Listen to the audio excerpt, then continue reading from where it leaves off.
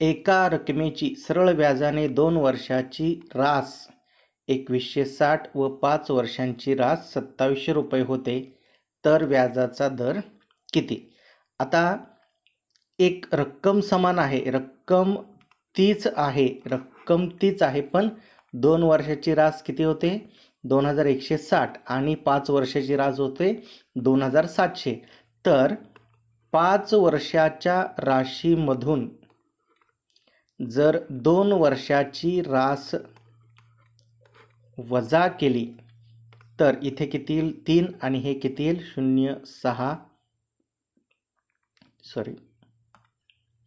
10तून 6 गेले 4, 540. म्हणजे हे काय मिळेल? जर 5 वर्षाच्या राशीमधून 2 वर्षाची रास जर वजा केली तर 5 वजा 2 3, 3 वर्षाचं सरळ व्याज मिळेल 540. आता आपल्याला एक माहीत आहे काय, की प्रत्येक वर्षी हे सरळ व्याज समान असतं. म्हणजे एका वर्षाचं सरळ व्याज किती होईल? 540 भागिले 3 किती? 180.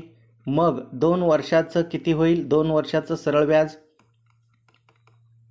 2 वर्षाचं सरळ व्याज होईल 360 रुपये.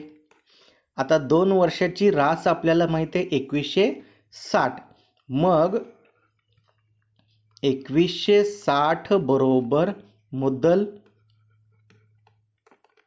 अधिक व्याज किती आहे? 360. म्हणजे मुद्दल मिळेल, मुद्दल बरोबर 2160 वजा 360 म्हणजेच किती मिळाले? 0 0 आणि 21 मधून 3 गेले 18. म्हणजे मुद्दल किती मिळाली? 1800 रुपये. आता आपल्याला काढायचं आहे व्याजदर. मग मुद्दल किती आहे? एका वर्षावरूनच काढू. 1 वर्षाची सरळ व्याज किती आहे? 1 वर्षाचं 180.